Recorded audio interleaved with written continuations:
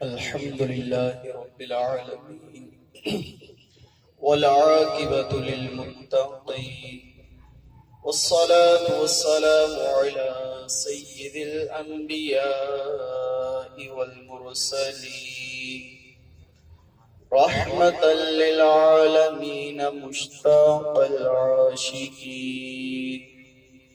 شفيع المذنبين وعلى آله وأصحابه وأولياء الصالحين وملة علماء أهل السنة خصوصا على مرشد عطار. أما بعد فأعوذ بالله من الشيطان الرجيم. بسم الله الرحمن الرحيم. قال الله تبارك وتعالى في القرآن المجيد والفرقان الحميد: إن الله وملائكته يصلون على النبي يا أيها الذين آمنوا صلوا عليه وسلموا تسليما. صدق الله العظيم وصدق رسوله النبي الكريم الأمين.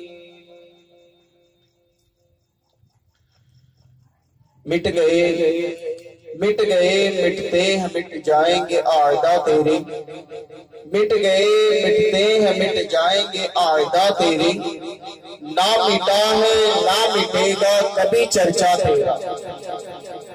حشر تک ڈالیں گے ہم پیدائش مولا کی دھوم، حشر تک ڈالیں گے ہم پیدائش مولا کی دھوم، مثل فارس نجد کے قلعے گراتے جائیں گے. وہ لوگ خدا شاہد، وہ لوگ خدا شاہد قسمت کے سکندر ہیں، وہ لوگ خدا شاہد قسمت کے سکندر ہیں جو سرور عالم کا میلاد مناتے. میرے میٹھے اور محترم اسلام بھائیوں، الحمدللہ ہماری یہ خوش قسمتی کہ آج ہم اپنا یہ وقت جو ہے اللہ کے پیارے حبیب علیہ السلام کی یاد میں صرف کریں. یہ ہمیں موقع دیا ہمارے الطاف بھائی نے. اللہ تعالیٰ ان کی شادی کو خانہ آبادی بنائے. اللہ تعالیٰ جو ہے ان کی زندگی میں ڈھیروں ڈھیر خوشیاں جو ہیں وہ اللہ تبارک و تعالیٰ ان کا مقدر کرے. شادی کے موقع پر عموماً یہی دیکھا جاتا ہے کہ جو ہمارے ماشاءاللہ علامہ صاحب نے بیان کیا تو یہ خوش قسمتی ہے، یہ سعادت مندی ہے. اللہ تبارک و تعالیٰ کے پیارے حبیب علیہ السلام کی جو سنت ادا کرنے کے لیے یہ نیک کام کیا جا رہا ہے. اب سنت پر عمل کرنے کے لیے اکثر لوگ جو ہے وہ گناہوں میں مبتلا ہو جاتے ہیں. تو اللہ تبارک و تعالیٰ ہمارے الطاف بھائی کی شادی کو خانہ آبادی بنائے. اللہ تبارک و تعالیٰ ان کے آنے والی جو زندگی ہے اسے خوشیوں سے بھر دے. اللہ تبارک و تعالیٰ قرآن مجید فرقان حمید میں ارشاد فرماتا ہے: ان اللہ وملائکتہ یصلون علی النبی یا ایھا الذین آمنوا صلوا علیہ وسلموا تسلیما. کہ بے شک اللہ اور اس کے فرشتے درود بھیجتے ہیں غیب کی خبر بتانے والے پر. اے ایمان والو تم بھی درود اور خوب سلام بھیجو. کیا ارشاد فرمایا کہ اللہ اور اس کے فرشتے درود بھیجتے ہیں غیب کی خبر بتانے والے پر. اے ایمان والو تم بھی خوب درود اور سلام بھیجو. اللہ تبارک و تعالیٰ کے پیارے حبیب علیہ السلام کی ذات بابرکت پر درود و سلام پڑھنے کے بے شمار فضائل و برکات ہیں. آقا علیہ السلام کا فرمانے علی شان کہ جو بندہ مجھ پر ایک مرتبہ درود پڑھتا ہے اللہ تبارک و تعالیٰ اس پر اپنی 10 رحمتیں نازل فرماتا ہے اور اس کے 10 گناہ مٹا دیتا ہے اور اس کے 10 درجات بلند فرما دیتا ہے. آقا علیہ الصلوۃ والسلام کی ذات بابرکت پر درود و سلام پڑھنے کے اتنے فضائل ہیں کہ آقا علیہ الصلوۃ والسلام کا امتی یا آپ کا امتی نہ ہو، وہ بھی اگر آپ پر درود پڑھے تو اس پر بھی اللہ کی رحمت ہوتی۔ آئیے ایک بہت ہی پیارا واقعہ سنتے ہیں۔ بنی اسرائیل کا ایک بہت ہی گناہگار شخص جو ہر وقت گناہوں میں مبتلا رہتا تھا، اپنی زندگی گناہوں میں بسر کی، جب اس کی موت کا وقت قریب آیا، جب وہ اس دنیا سے چل گیا تو لوگوں نے اس کی لاش کو اٹھا کر کوڑے کے ڈھیر پر ڈال دیا، گندگی پر ڈال دیا اس کو۔ اللہ تبارک و تعالیٰ نے حضرت موسیٰ علیہ السلام کو فرمایا، اے موسیٰ فلاں مقام پر جاؤ، وہاں پر ہمارا نیک بندہ فوت ہو گیا ہے، تم جاؤ اس کے غسل کفن دفن اور نماز جنازہ کا اہتمام کرو۔ حضرت موسیٰ علیہ السلام تشریف لے جاتے ہیں، اللہ تبارک و تعالیٰ کے حکم پر عمل کرتے ہیں۔ اللہ تبارک و تعالیٰ کے حکم پر جیسے ہی عمل کرتے ہیں تو لوگ پوچھتے ہیں، اے موسیٰ یہ بتا کہ یہ بندہ انتہائی گناہگار تھا، ہر بندہ اس سے تنگ تھا، آخر اس کو یہ مقام، اس کو یہ شان کیسے حاصل ہوئی کہ اللہ تبارک و تعالیٰ نے اپنے نبی کو وحی فرمائی کہ ہمارا نیک بندہ، ہمارا محبوب بندہ فوت ہو گیا ہے، تم جاؤ اس کے نماز جنازہ کفن دفن کا اہتمام کرو۔ اب ذرا غور سے سنیے گا، اللہ تبارک و تعالیٰ کے نبی حضرت موسیٰ علیہ السلام اللہ کی بارگاہ میں عرض کرتے ہیں کہ اے مالک و مولا، تیرا حکم تھا، میں نے اس پہ عمل کیا، لیکن لوگوں نے پوچھا ہے، اے مالک و مولا، لوگ پوچھ رہے ہیں کہ اس گناہگار بندے کو یہ مقام کیسے حاصل ہوا؟ اللہ تبارک و تعالیٰ فرماتا ہے کہ اے موسیٰ، لوگ پوچھ رہے ہیں کہ یہ بندہ واقعی گناہگار تھا، اس نے اپنی ساری زندگی گناہ میں بسر کی، لیکن ایک دن جب اس نے تورات کو کھولا، جب اس نے آسمانی کتاب کو کھولا، اس کتاب کا مطالعہ کیا، ایک مقام پر میرے آخری نبی محمد عربی کا ذکر آتا ہے، اور یہ گناہگار بندہ اس نام کو چوم کر اس پر درود پڑھتا ہے، اس درود کی برکت سے میں اس کے سارے گناہوں کو معاف کروا دیتا۔ ایک جو امتی بھی نہیں ہے آقا علیہ السلام کا، جب وہ ایک بار درود پڑھے، شوق اور محبت کے ساتھ نام کو چومے، اللہ تبارک و تعالیٰ اس کو یہ مقام عطا فرمائے کہ اللہ تبارک و تعالیٰ اس کی ساری زندگی کے گناہوں کو معاف فرمائے۔ اب آپ اور میں، ہم جو آقا علیہ السلام کی امتی ہیں، کلمہ پڑھنے والے ہیں، ہم جب درود پڑھیں گے شوق اور محبت کے ساتھ تو اللہ تبارک و تعالیٰ کا ہم پر بھی بڑا فضل ہے۔ تو اس لیے اپنی زندگی کا یہ معمول بنا لے کہ چلتے پھرتے اٹھتے بیٹھتے آقا علیہ السلام کی ذات بابرکت پر کثرت کے ساتھ درود پڑھا کریں گے، پڑھا کریں گے نا انشاءاللہ۔ اپنی دکان میں بیٹھے ہیں وہاں پر درود پڑھتے رہے، اپنے کاروبار میں مصروف ہے درود پڑھتے رہے، گھر میں بیٹھے ہیں درود پڑھتے رہے، رات کو کھانا کھانے کے بعد فارغ ہے درود پڑھتے رہے، تو انشاءاللہ تبارک و تعالیٰ اللہ کی ہم پر کروڑوں رحمتیں نازل ہوگی۔ کیوں؟ کیونکہ آقا علیہ السلام نے ارشاد فرمایا کہ جو بندہ مجھ پر ایک بار درود پڑھتا ہے اللہ اس پر 10 رحمتیں نازل فرماتا ہے، اور جو 10 بار درود پڑھتا ہے اللہ تبارک و تعالیٰ اس پر 100 رحمتیں نازل فرماتا ہے، اور جو 100 بار پڑھتا ہے اللہ تعالیٰ اس پر 1000 رحمتیں نازل فرماتا ہے، اور جو روزانہ 1000 بار درود پڑھتا ہے آقا علیہ السلام نے فرمایا وہ اس وقت تک مرے گا نہیں جب تک جنت میں اپنا ٹھکانہ نہ دے، کہ اپنی زندگی کے اندر وہ بندہ جنت میں اپنا ٹھکانہ دیکھ لے گا۔ اس سے یہ پتا چلا کہ جو بندہ روزانہ 1000 بار درود پڑھتا ہے اللہ تبارک و تعالیٰ اسے جنت عطا فرماتا ہے۔ ظاہر بات ہے ٹھکانہ اپنا وہی دیکھے گا نا جو جنتی ہوگا، اس لیے اپنا یہ معمول بنا لے۔ اللہ تعالیٰ ہم سب کو کثرت کے ساتھ درود و سلام پڑھنے کی توفیق عطا فرمائے۔ با آواز بلند رسول رحمت کے لیے تمام حضرات درود شریف پڑھیے۔ الصلاۃ والسلام علیک یا رسول وعلى آلك وصحابك يا حبيب الله صلى الله على النبي الأمي وآله صلى الله عليه وسلم۔ صلاۃ و سلام علیک یا رسول اللہ۔ انشاءاللہ مختصر سا بیان ہوگا۔ علامہ صاحب نے ماشاءاللہ بڑا پیارا بیان کیا ہے۔ ابھی ایک تو سردی بھی ہے اور کافی دیر بھی ہو گئی بیٹھے ہوئے، چند ایک حدیث مبارکہ انشاءاللہ عرض کرتا ہوں، توجہ کے ساتھ سماعت فرمائیے۔ آج ہمارے الطاف بھائی نے ماشاءاللہ اپنی خوشی میں آقا علیہ الصلوۃ والسلام کی یہ محفل سجائی ہے، آقا علیہ الصلوۃ والسلام سے محبت کا اظہار کیا ہے، آقا علیہ الصلوۃ والسلام سے اپنے عشق کا اظہار کیا ہے۔ آئیے چلتے ہیں صحابہ کرام علیہم رضوان کو بڑے دولت پر کہ وہ کس طرح آقا علیہ الصلوۃ والسلام سے محبت کرتے تھے۔ حضرت انس رضی اللہ تعالیٰ عنہ سے روایت ہے، بخاری شریف کی روایت، بخاری شریف میں امام بخاری یہ روایت نقل کرتے ہیں کہ حضرت انس رضی اللہ تعالیٰ عنہ فرماتے ہیں ان رجلا سأل النبی صلی اللہ علیہ وسلم عن الساعہ۔ حضرت انس فرماتے ہیں کہ ایک شخص آقا علیہ السلام کی بارگاہ میں آیا اور قیامت کے متعلق سوال کیا، یا رسول اللہ صلی اللہ علیہ وسلم متی الساعہ، یا رسول اللہ قیامت کب قائم ہوگی؟ آقا علیہ السلام نے فرمایا، اے میرے امتی، اے میرے صحابی، یہ بتا قیامت کو پوچھ رہا ہے، قیامت کے لیے کیا تیاری کی؟ قیامت کے لیے تیاری کیا کی ہے؟ قیامت کا دن تو بڑا سخت دن ہوگا، ماں اپنے بچے کو بھول جائے گی، باپ اپنے بچے کو بھول جائے گا، وہاں تو نفسا نفسی کا عالم ہوگا، اس کے لیے تیاری کیا کی ہے؟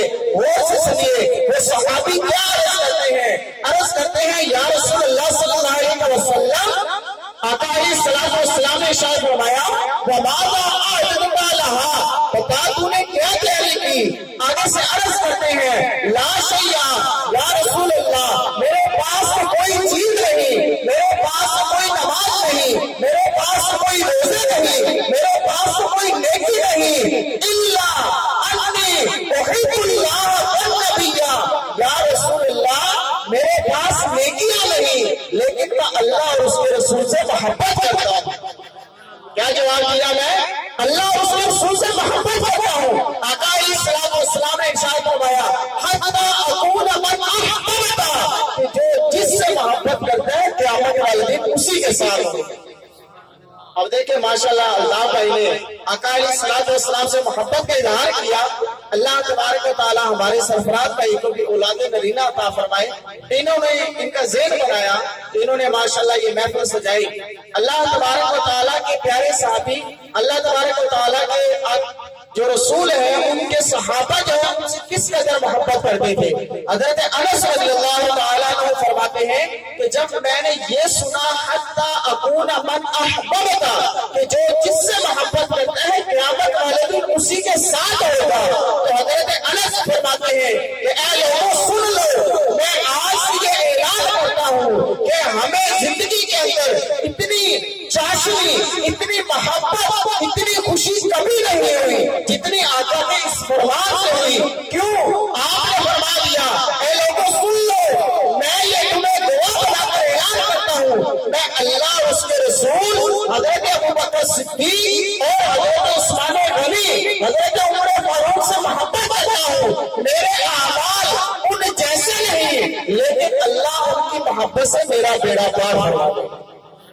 اب ایک صحابی کہہ رہے ہیں کہ میرے اعمال ان جیسے نہیں، لیکن محبت کا انداز دیکھیں کہ میرے اعمال ان جیسے نہیں لیکن اللہ تبارک و تعالیٰ ان کی محبت کے صدقے ہمارا بھی بیڑا پار فرما دے گا۔ اسی طرح میرے میٹھے محترم اسلام بھائیو، مسلم شریف کی بہت ہی پیاری حدیث شریف، حضرت ام حبیبہ رضی اللہ تعالی عنہا آپ ابو سفیان کی بیٹی تھی۔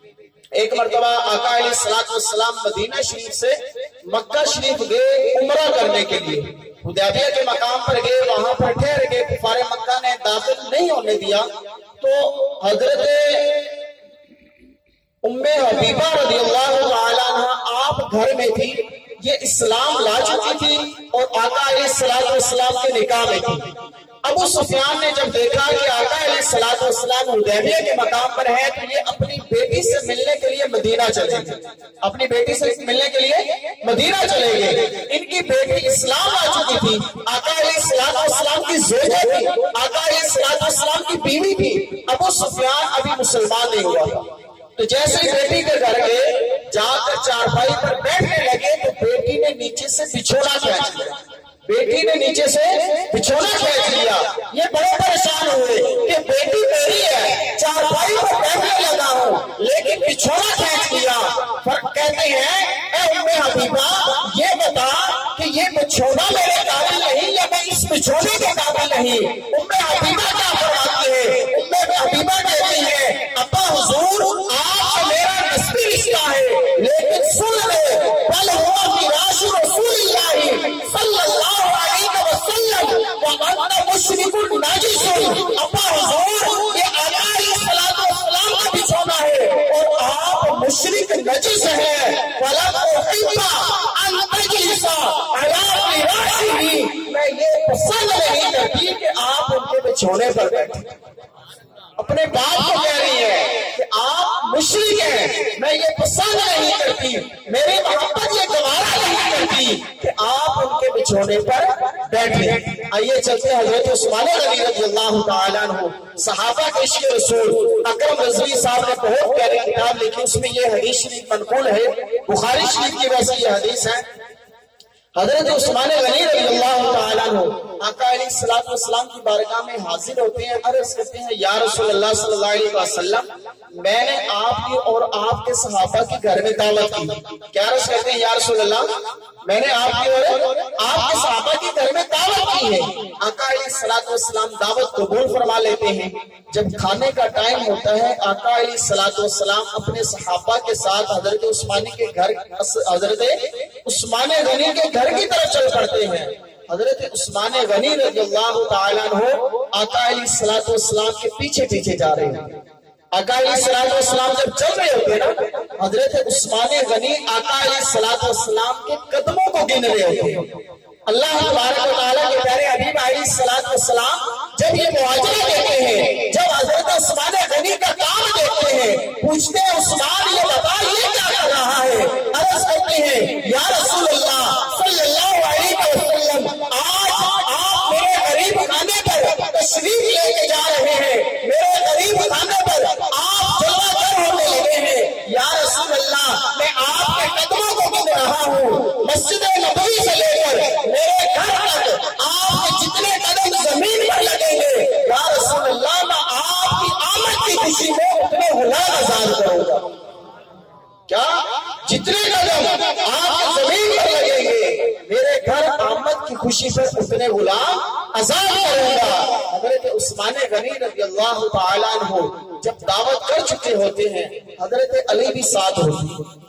حضرت علی جب دیکھتے ہیں کہ حضرت عثمان غنی نے اپنی محبت کا اظہار کیا، آقا علیہ السلام کی دعوت کی اور ہر قدم پر غلام آزاد کیا، حضرت علی غمگین ہوتے ہیں اور سوچتے ہیں کاش میرے پاس بھی پیسہ ہوتا، کاش میرے پاس بھی مال ہوتا تو میں بھی آقا علیہ السلام کی دعوت کرتا۔ اسی پریشانی کے عالم میں گھر تشریف لے جاتے ہیں۔ حضرت فاطمہ الزہرا رضی اللہ تعالیٰ عنہا آپ پوچھتے ہیں میرے سر کے تاج آج آپ اتنے اداس کیوں ہیں، اتنے پریشان کیوں ہیں؟ فرماتے ہیں اے فاطمہ آج عثمان غنی نے آقا علیہ السلام کی دعوت کی تھی، آقا علیہ السلام کی محبت میں دعوت کی تھی، میں یہ دیکھ کر پریشان ہوں کاش ہمارے پاس بھی پیسے ہوتے تو ہم بھی دعوت کرتے۔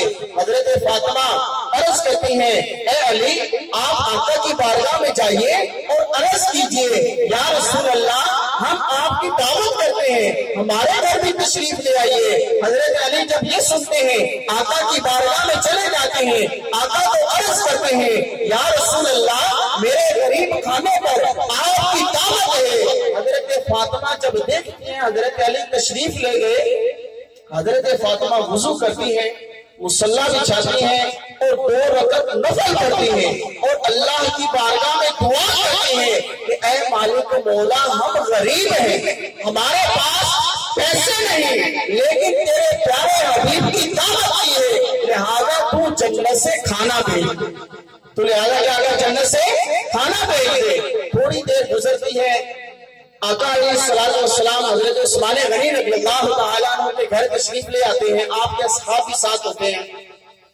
صحابہ کرام جب کھانا کھا رہے ہوتے ہیں صحابہ کرام کھانا کھا کے عرض کرتے ہیں یا رسول اللہ صلی اللہ علیہ وسلم آج تک ہم نے اتنا مزیدار کھانا کبھی نہیں کھایا، یا رسول اللہ اتنی پیاری خوشبو آج تک ہم نے کبھی نہیں سنی۔ آقا علیہ السلام کیا ارشاد فرماتے ہیں، آپ فرماتے ہیں میرے صحابہ یہ سچ ہے، تم نے واقعی اتنی پیاری خوشبو کبھی نہیں سنی، کیونکہ یہ جو کھانا ہے یہ جنت سے اللہ نے بھیجا۔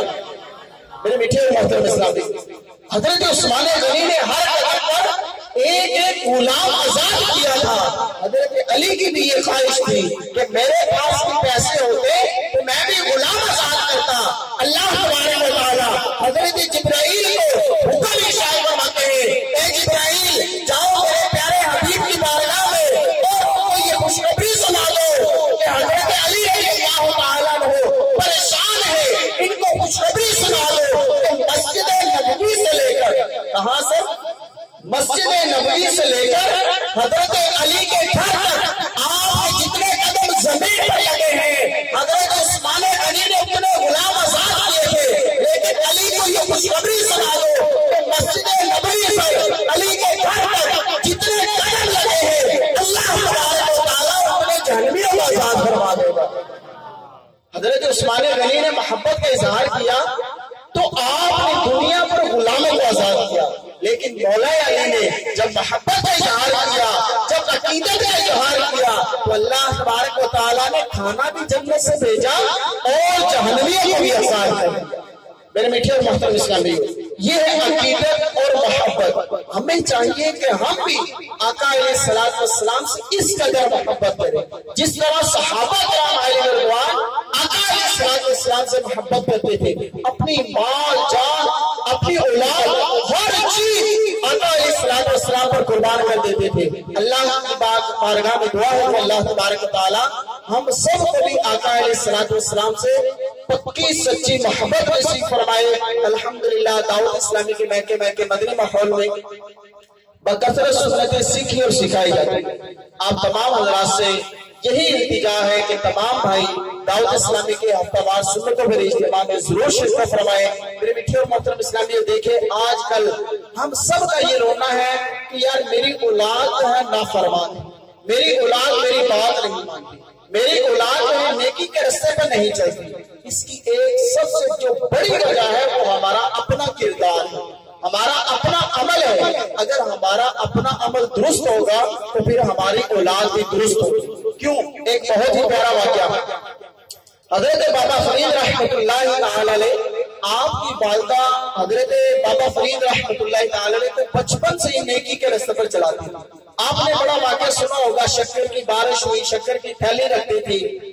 ایک مرتبہ حضرت بابا فرید چھوٹے سے تھے، محلے کی عورتیں بابا فرید کی ماں کے پاس آئی اور پوچھتی ہے فرید کی ماں یہ بتا کہ بچے ہمارے بھی ہیں، بچے ہمارے بھی ہیں، بچہ تمہارا بھی ہے، ہمارا بچے نمازیں نہیں پڑھتے، ہمارا بچے نیکی کے راستے پہ نہیں چلتے، لیکن تمہارا بچہ ہر وقت اللہ کرتا ہے، تمہارا بچہ نمازیں پڑھتا ہے، تمہارا بچہ روزے رکھتا ہے، تمہارا بچہ اللہ کا ذکر کرتا ہے، اس کے حبیب کا ذکر کرتا ہے، لیکن ہمارے بچے گناہ کی طرف چلتے ہیں، کھیل کود میں اپنا وقت صرف کرتے ہیں، لیکن تو کون سا کمال کرتی ہے؟ تیرے بچے کے اندر کیا خوبی ہے کہ بچپن سے ہی نیکی کے راستے پر چل پڑا؟ حضرت بابا فرید رحمت اللہ تعالی علیہ کی والدہ جو جواب دیتی ہے نا وہ ہمارے لیے قابل غور ہے۔ آپ فرماتی ہیں کہ محلے کے لوگوں ذرا غور سے سن لو، اس میں فرید کا کمال نہیں، اس میں فرید کا کمال نہیں، اس میں کمال میرا بھی ہے کہ جب بھی میں نے فرید کو دودھ پلایا ہے میں نے باوضو ہو کر دودھ پلایا، جب بھی فرید کو دودھ پلایا ہے تو باوضو ہو کر دودھ پلایا ہے۔ آج ہم غور کریں کہ ہمارے بچوں کو چپ کرایا جاتا ہے تو گانا سناتے ہیں، ہمارے بچوں کو چپ کرایا جاتا ہے موبائل پہ فلم لگا، ہمارے بچوں کو خاموش کروایا جاتا ہے موبائل دیا جاتا ہے نا، ٹی وی چلا دی، کیبل لگا دی، ہمارے بچوں کو یوں خاموش کروایا جاتا ہے۔ جب بچپن سے ایسی ان کی تربیت ہوگی تو پھر ظاہر بات ہے بڑے ہو کر انہوں نے وہی کام کرنے ہیں جو ان کے دل و دماغ میں رچ بس جائیں گے، انہوں نے وہی کام کرنے ہیں۔ اس لیے پیارے بھائیوں خود بھی نیکی کے راستے پہ چلو اور اپنی اولاد کو بھی نیکی کے راستے پہ چلو۔ جب ہم اپنی اولاد کو یہ بتائیں گے نہیں کہ ماں باپ کی کیا حقوق ہے، ماں باپ کا کیا مقام ہے، اللہ نے کیا ارشاد فرمایا، آقا علیہ السلام نے کیا ارشاد فرمایا، تو پھر ہماری اولاد کو کیسے پتا چلے گا؟ جب ہم بچپن سے لے کر جوانی تک گناہوں کا سلسلہ دکھاتے رہتے ہیں، گناہوں کے کام دکھاتے رہتے ہیں، گناہوں کے راستے میں چلاتے رہتے ہیں، ظاہری بات انہوں نے پھر گناہ ہی کرنے ہیں، نیک کام تھوڑی کریں گے۔ آپ خود غور کریں گے، ایک مستری ہے، وہ گھر بناتا ہے نا، یہ بھائی الطاف کمپیوٹر کا کام کرتے ہیں، اب گھر بنانے والے کو ہم لے آئے یار یہ کمپیوٹر خراب ہو گیا، یہ صحیح کر دیں، کیا وہ صحیح کر پائے گا؟ نہیں کر پائے گا نا۔ تو اسی طرح جس بچے کی تربیت گناہ میں ہوئی ہے وہ نیکی کے راستے پہ کیسے چلے گا، والدین کا ادب کیسے کرے گا؟ تو اس لیے آپ تمام بھائی اپنی اولاد کی تربیت کریں۔ آپ کے قریب ہی الحمدللہ یہ ابراہیم مسجد آپ کے قریب ہی ہے، یہاں پر الحمدللہ دعوت اسلامی کا مدرسہ المدینہ کہ جس میں بچوں کو حفظ قرآن پڑھایا جاتا ہے۔ الحمدللہ اس وقت دنیا بھر میں دعوت اسلامی 3790 مدارس چلاتے ہیں۔ کتنے؟ 3790 مدارس۔ تعداد تو لگا نہیں بتا رہا میں، اداروں کی تعداد بتا رہا ہوں کہ جن میں حفظ اور ناظرہ کی کلاسیں ہوتی ہیں 3790۔ الحمدللہ دعوت اسلامی اسی طرح 775 جامعات المدینہ جن میں درس نظامی کروائی جاتی ہے، 8 سالہ کورس کروایا جاتا ہے۔ تو آپ تمام بھائی اپنے بچوں بچیوں کو دعوت اسلامی کے ماحول میں لے آئے۔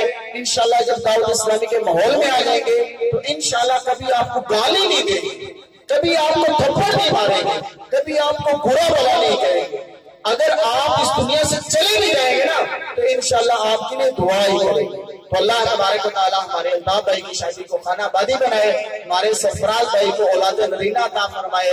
اب انشاءاللہ دعائیہ اشعار جو ہیں وہ ہمارے الطاف بھائی کے لیے پڑھے جائیں گے، تو تمام حضرات جو ہیں خوشی کا اظہار کرتے ہوئے سارے مل کے پڑھیے گا تو انشاءاللہ انہیں خوشی ہوگی۔